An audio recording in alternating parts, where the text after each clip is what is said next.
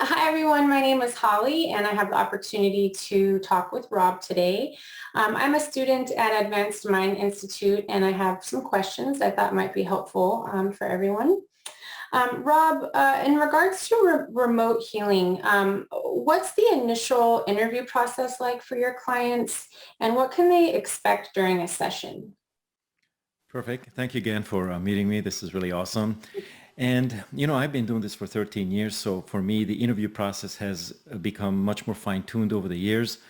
What I do is I meet with the client, get an idea of what they look like, and then I ask them what type of problems or symptoms they are having or they are experiencing. And many of the symptoms are I have digestive problems, or I have, fears when I walk through a certain area in town, or I have a certain medical condition. So I sit down with them for at least an hour and take copious notes, get to know the person, and then get to know the history of the person.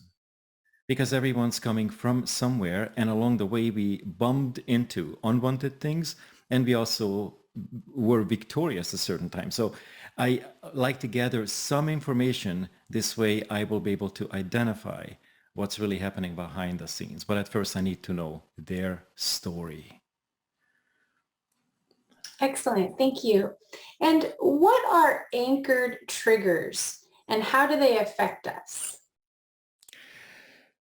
Okay, so it's a really good question because every time we have an experience and we see something, we create a neurological association, and this is called an anchor.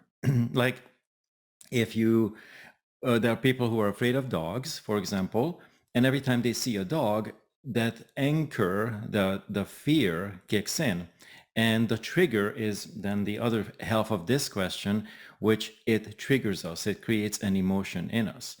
The anchoring happened before, sometime back in the past, and then quite often we don't know that we are supposed to release this anchor, so we accumulate and make it stronger and stronger, and that's why people get into stronger and stronger fears. So these anchored fears are basically associations, neurological associations. Let it be a visual, let it be a sound, let it be a feeling that we accumulated over time. And the way it shows up is that we are sensitive to somebody's voice. We are sensitive to some type, of food. We have certain negative emotions when we meet certain people. These are all anchor triggers. And the job, our job, which most of us have no clear idea about how to do, is to identify these triggers and then start releasing them. By the way, I do a lot of this discovery during my interview process. Wonderful. Thank you. And lastly, what is the recovery process like, and what can clients anticipate during that time? Well, the remote healing is, I'd like to talk a little bit about that too, because it's a phenomenal process, and I'll break it down. But let me answer your question first. The clients will immediately feel a relief, gigantic relief, because as you know, I focus on traumas, very deep and very hidden and complex traumas. So they will feel massive relief.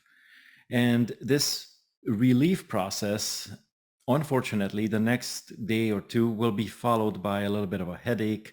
Those are called integration headaches. So they will feel the immense relief, and they will also feel like fatigue and tiredness, which is a wonderful sign. I always tell them the next 2 or 3 days, you absolutely have to exercise incredible high quality self-care. Let it be a good diet or walks on the beach or, baths or whatever suits you, because the healing then will demand a lot of your time and attention. Good news is that a lot of that heavy baggage is left behind, and then the person can really truly start coming out of that old, kind of like the traumatic patterns that were so dominant before, that kept people in fear. And altogether, most trauma healings tend to really finalize in about 2 to 3 weeks. And the reason for that time frame is because we have a lot of things that we have to unlearn And then we get exposed to who we truly are more and more. We gain more confidence, and then we have to become comfortable with that too. Wonderful. And you mentioned you speaking a bit about the actual remote process, the remote healing process. Absolutely. It's a phenomenal process that I started doing about 2 years ago. Now, I have put together what I call a very precise healing system. I was extremely heavily traumatized. I mean, extremely heavily traumatized. You couldn't really tell when you sat down with me because I was very funny. I cracked jokes all the time. I had a high paying job, and I kind of exhibited and behaved normal to the outside world, but inside everything triggered me. I had so many fears, I had no idea, even though I was very athletic and very, you know, um, expressive. Inside was a totally different story. So I was exposed to some modalities, and the last 13 years I've been teaching live seminars in San Diego, California. And now I put all this knowledge that I've gathered from many, many mentors over the 13 years into online programs. And the remote healing, the way I do it, which is a remarkable, different way, it's so successful, it works every time, is I follow this process that I put together. And by the way, this whole process is available on my website with the Master Yourself, then the Expert Coach system, and that Quantum Core Transformation. I literally teach you how to do the same. But in the beginning, it's always a good idea to take the individual coaching session. So I help my clients come out of their immediate trauma, which is very dominant. And let's face it, when life hurts and we have even medical conditions due to unresolved traumas, that's the first thing that people want to address. So what's interesting about my remote healing system is I'd like to share something with you that not many people know about me. In the last 10 years, there are a few of us on this planet who have been taken to celestial healing chambers at night. And our souls have been healed and trained by the celestial forces. Uli and I have been exposed to world-class mentors, and at night we were trained by the ETs and the celestials. So when we came back, in the morning when we woke up, it felt like I worked all night. But for some interesting reason, and at the time I didn't know what was really happening, I had knowledge that I didn't have the day before. And I'm like, oh, what's going on? Well, this is so cool. So I started to systemize it and first apply it to myself. And it worked. It's like, wow, this is amazing. So I documented it. I fine-tuned the process because I have that analytical engineering mind. And then I shared it with others, and then once it really worked, and I was able to duplicate it and replicate it and make it work every time, then I created a module where I can share the technique and the healing with other people. So over the years, because I've taught this now for like 13 years, and I have proven to be very trustworthy with this process because, working with the unconscious world it can be abused, and it has been abused by many people, but I never abused it. Always used it to help people to heal. And because I proved to God, Master Creator, that I am not going to abuse this power, I was given more and more and more of this power. And about 2 years ago, when I first did a remote healing on our cat, she was a 20-year-old Persian, started having very violent seizures. And all of a sudden, you know how when the veil gets lifted, all of a sudden you say, I'm going to try this. And I did it, and within just a few hours, the seizures stopped. And this kind of, I put two and two together. I said, wait a minute, this is amazing because I could be present with a group of students in a classroom, or I can do an online course, or I could do one-on-one healing, and this remote healing works the same. The difference that what I do, and I'd like to describe this because some people will appreciate this, is that I only work with God, Master Creator. and the energy of the highest form. Most people deal with angels, and I don't, because some angels are fallen, some angels are shadow sides or shadow selves.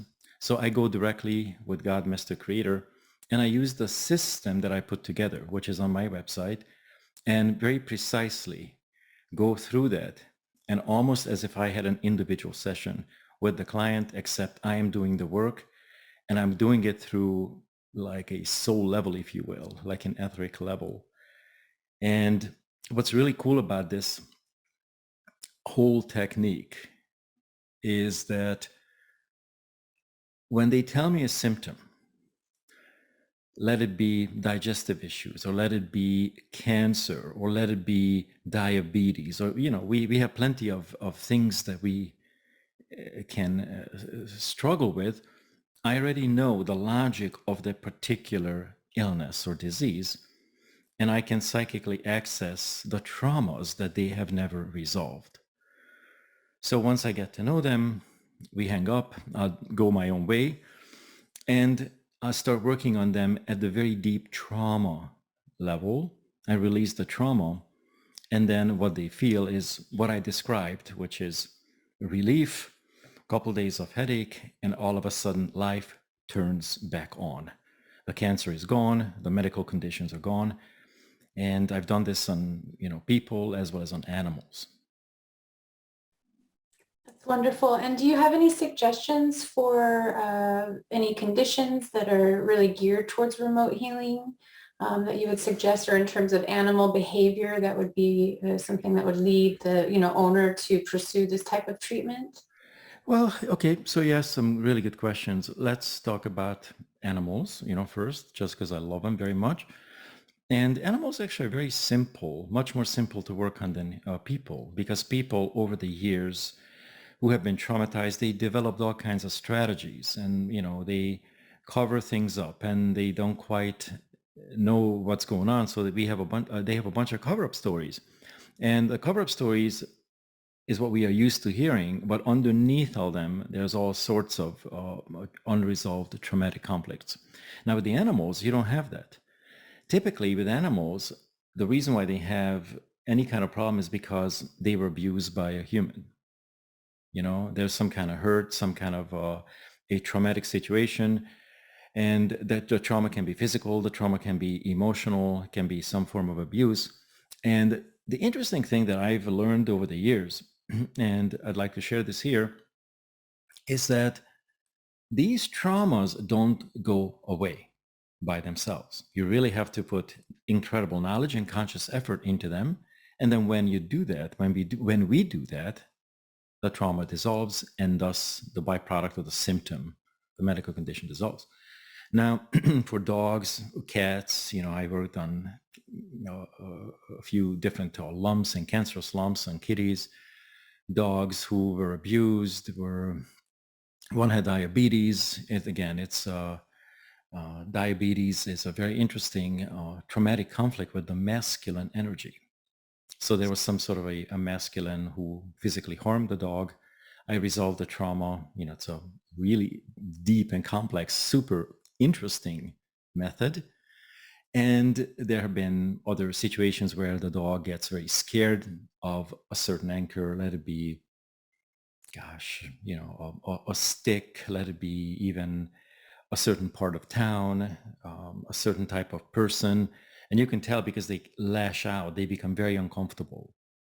Animals are very easy to read because they are a lot more honest than people, let's face it, So the, medical conditions, cancer is what I've been focusing on a lot, lumps, behavioral issues such as irrational fears, and the irrational fear, for example, in animals and also in humans, can show up in the form of like diarrhea. Those are unresolved traumas, right? So I know exactly what causes that, and through the psychic vision, as well as using my method, I work with God, Master Creator, to deliver and restore that, animal or the human back into his or her original divine design. Thank you so much, Rob. That's wonderful. Thank you for taking the time to explain that today. Oh, it's my pleasure. Thank Thank you. you. Thank you for your time. Thanks for the great questions. You're welcome.